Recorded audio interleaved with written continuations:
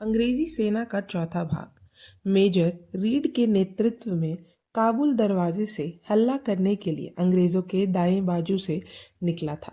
सब्जी मंडी तक वह चलकर आया तो उन्हें रोकने दिल्ली से बाहर निकले सिपाहियों से उनकी मुठभेड़ हुई। पहले हमले में ही मेजर रीड के नीचे गिर जाने से अंग्रेजी सेना में किंचित दबाव के कारण आदेश के लिए भ्रम उत्पन्न हुआ और विद्रोहियों का उत्साह चढ़ा और अंग्रेज भागता है क्या ऐसा रंग दिखने लगा।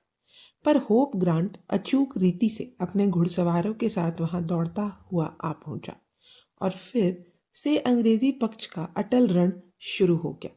अंग्रेजों ने तोपों से जोरदार मार चालू की, तब भी किशनगंज के बाग से घर घर से विद्रोहियों की गोलियां सूं सूं करते रक्त की वर्षा कर रही थी। अंग्रेजी घोड़ों को आगे बढ़ाना कठिन हो गया। तोपे विद्रोही छीन लेंगे इस डर से पीछे जाना भी संभव न रहा। वे अंग्रेज घुड़सवार वहीं खड़े खड़े मरने के लिए जम गए। एक आदमी भी नीचे गिरने के अतिरिक्त मृत्यु से डरकर इधर उधर नहीं हिला। अंग्रेजों की ओर से नेटिव कमांडर घुड़सवारों की इस अपूर्व शूरता और आज्ञा पालन के इस अपूर्व मेल के लिए उसका कमांडर होप ग्रांट कहता है, नेटिव घुड़सवार अटल रहे, उनकी सिपाहियों पर आश्चर्य है। मैं उन्हें प्रोत्साहित करने लगा तो वे बोले, चिंता नहीं, इस स्थान पर हम आप जितनी देर कहें उतनी देर खड़े रहेंगे। अंग्रेजों की ओर से लड़ते नेटिव की शूरता को मात करने वाला शौर्य स्वतंत्रता के पक्ष में सम्मिलित नेटिव ने प्रकट किया था। जिद से भरे वे विद्रोही इंच इंच भूमि को लड़ते लड़ते अब ईदगाह पर तेज मारामारी करने लगे। फिर गुस्से से भरकर हमले पर हमला। ईदगाह पर कब्जा करना चाह रही अंग्रेजी सेना डगमगाने लगी। फिर चढ़ाई करो, अंग्रेजी सेना हटी, फिर करो हमला। ईदगाह से मार खाते खाते अंग्रेजी फौज ऊपर वर्णित बहादुर घुड़सवारों और अंग्रेजी तोपों के आश्रय में आ गई। फिर भी हमला करो, अब यही तक रहने दो। यह स्थान छोड़कर यह अंग्रेजी सेना लौटने लगी। शाबाश विद्रोहियों, भी लड़ाई की। यदि तुम में से सब ने ऐसा ही किया होता तो। इस चौथे भाग का जब ऐसा मनोभंग हो रहा था तब अंग्रेजों के शहर में घुसे 3 भाम कश्मीरी दरवाजे के पास थोड़ी देर ठहर फिर शहर पर कब्जा करने कूद चले। कैंपवेल, जोनस और योद्धा निकलसन, ये 3 प्रमुख सेनापति अपनी निडर सेना को चलो मर्दो चलो इस युद्ध गीत से आह्वान करते हुए काबुल दरवाजे की ओर लड़ते हुए निकले। जो भी तोप के रास्ते में मिले उसे कब्जाते, जो भी टेकरी दिखे उस पर अंग्रेजी झंडा फहराते और मार काट करते करते ब्रिटिश सेना बर्नबेस्टन स्थान तक आ पहुंची। परंतु यहाँ से अब खाली तोपे, बेजान टेकरियां और शूर शून्य रणक्षेत्र के स्थान पर दीन बोलो। दीन की भयानक चिंगाड़ सुनाई दी और विद्रोहियों के गोलों का हमला हुआ। भयंकर रक्तपात होने लगा, मृत्यु का नाच शुरू हो गया।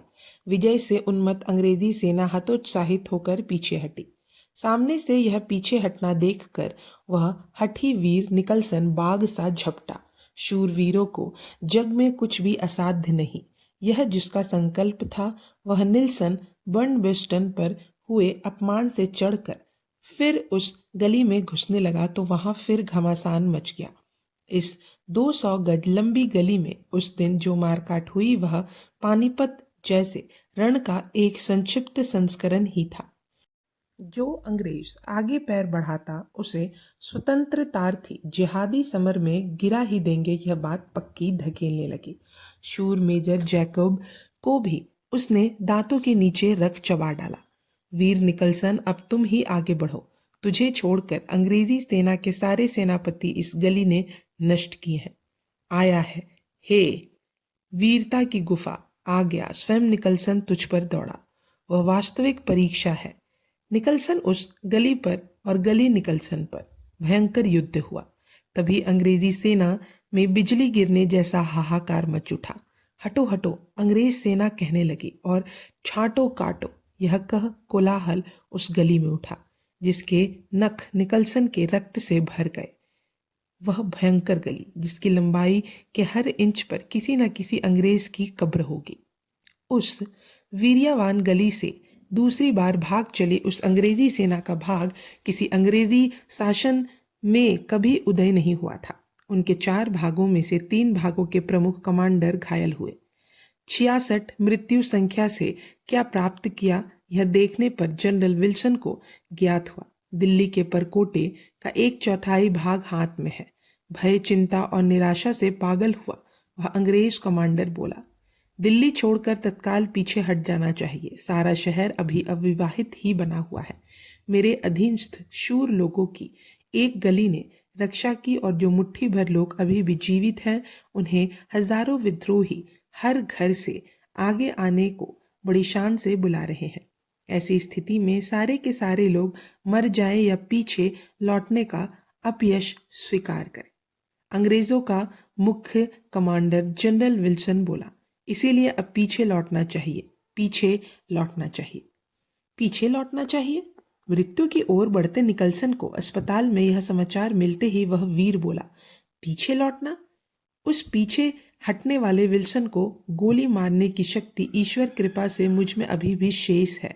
इस मरते वीर की तरह ही सारे जीवित अंग्रेजों ने भी यही कहा और 14 सितंबर की रात कब्जा किए भाग को संभाले अंग्रेजी सेना अटल बनी रही। जनरल विल्सन के पीछे लौटने के विचार को अंग्रेज योद्धाओं ने जितना अस्वीकार कर दिया, उससे भी अधिक विद्रोहियों के शिविर में चल रही हलचल ने विल्सन के भय की व्यर्थता प्रकट करना चालू कर दी। दिल्ली में अधिक देर ना लड़ते हुए हम बाहर के प्रदेशों में युद्ध करने निकल पड़े। यह एक पक्ष का विचार बना और दूसरे पक्ष का दृढ़ विचार था कि मृत्यु पर्यंत दिल्ली समर्पण ना करे। अंग्रेजों में कितने ही समांतर हों तब भी बहुमत का सम्मान कर अंत में भिन्नता को एक वाक्य कर लेने का अमूल्य सद्गुण भी था। इधर क्रांतिकारी सिपाहियों की अंधेरे नगरी में उसका अभाव होने से उपर्युक्त दोनों पक्ष एक दिशा में ना जाकर अलग अलग रास्तों पर निकल पड़े। कुछ सिपाही दिल्ली छोड़कर बाहर निकले, कुछ अंत तक दिल्ली की भूमि से एक भी पैर पीछे ना हटने का निश्चय कर रणांगण में अचल बने रहे। 15 से 24 सितंबर तक दिल्ली में इसी पक्ष ने युद्ध किया और वह भी इतने निश्चय, शौर्य और दृढ़ता से कि मस्जिद और राजमहल में जब अंग्रेजी सेना घुस रही थी तब उस सारी सेना के सामने एक एक रखवाला ही बंदूक हाथ में लिए खड़ा मिला। अंग्रेज पास आते ही वह धैर्य से बंदूक तानता, बिल्कुल निशाने पर आते ही शत्रु पर गोली चलाता और स्वदेश के लिए यह जीवित अवस्था की अंतिम सेवा कर मृत्यु की सेवा में हाजिर हो जाता। अंग्रेजी इतिहासकार लिखते हैं, जिस समय महल में अंग्रेज सेना घुसने लगी उस समय वहां कुछ जिहादी लोग खड़े हुए दिखाई दिए। वे पंक्ति में भी नहीं थे क्योंकि पंक्ति बनाते इतनी उनकी संख्या ही नहीं थी। तथापि जिस शत्रु से आज 3 माह तक बड़ी दृढ़ता से उन्होंने संघर्ष किए, उन फिरंगियों से उनकी शत्रुता जीवन के अंतिम क्षण तक भी ढीली नहीं पड़ी थी। यह सिद्ध करने के लिए वे सिपाही विजय की रत्ती भर परवाह किए बिना अद्भुत कर्मी लोग हमें चिढ़ाते अचल खड़े रहे थे।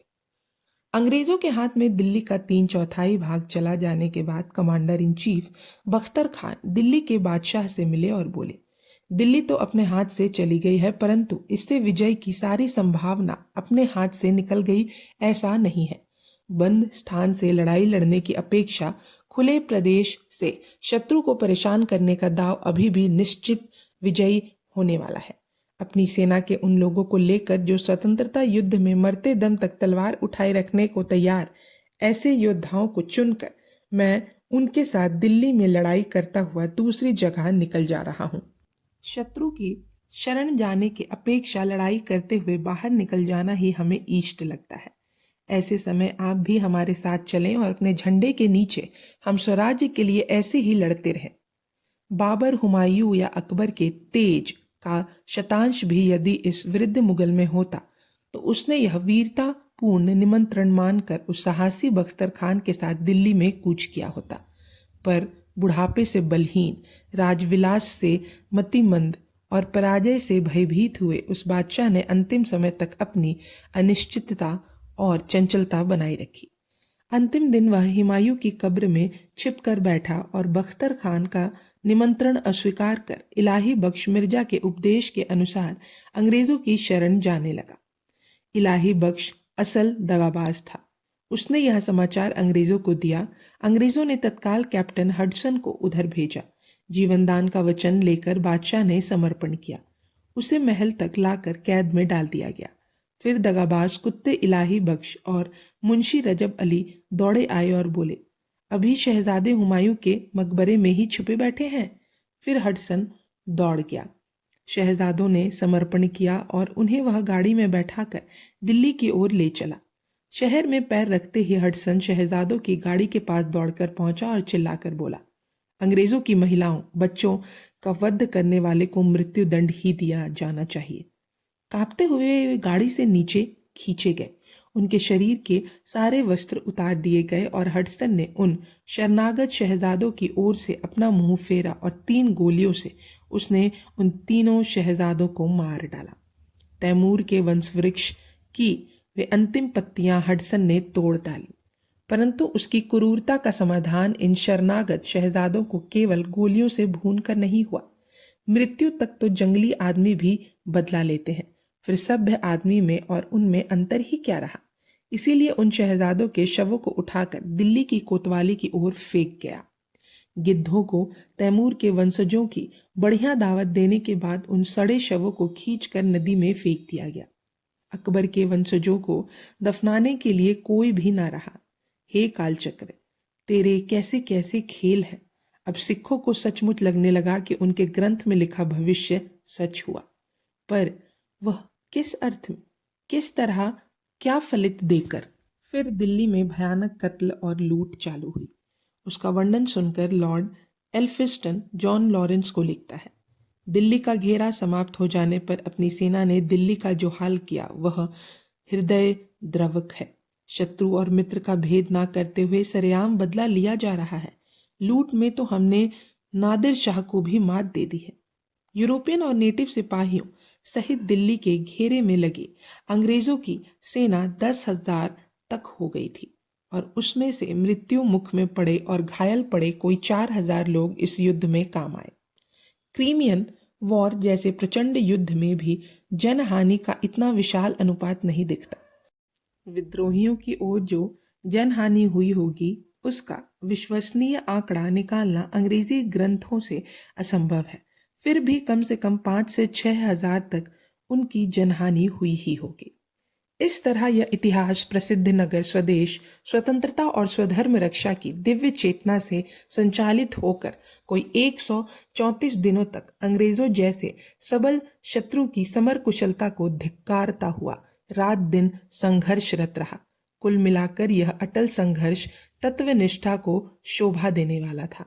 अपनी दीवार पर गढ़ा फिरंगी निशान फेंक कर अपने निशान की घोषणा जिस दिन की गई, गुलामी का मायाजाल फाड़कर स्वतंत्रता प्राप्ति के साहसी अभियान पर जिस दिन दिल्ली बढ़ी, सारे हिंदुस्तान के नाम से स्वधर्म प्रतिष्ठा के साहसी अभियान ध्वज गाड़कर उस विस्तीर्ण देश की एकता की संवेदना का दिल्ली ने जिस दिन प्रथमोच्चार किया, उस दिन से बहादुर शाह के राजमहल में अंग्रेजी तलवार ने अंतिम स्वदेशी रक्त बिंदु गिरने तक इस शहर ने स्वदेश स्वतंत्रता के जिहाद को अलंकृत करे ऐसी वीरता, प्रचुर स्वार्थ और उदार चरित्र कृत्य कुछ कम नहीं किए। नेता ना होते, संगठन ना होते, अंग्रेजों जैसा करते हुए शत्रु का सामना करते और विशेषकर असल फिरंगी तलवारों की तुलना में अपने ही कम असल देशजों की तलवारें अपने प्राण लेने के लिए दिल्ली पर टूट पड़ती। पहली बाधा से अनाथता, दूसरी से बिखराव, तीसरी से असहायता और चौथी से उत्पन्न होती उद्गिनता।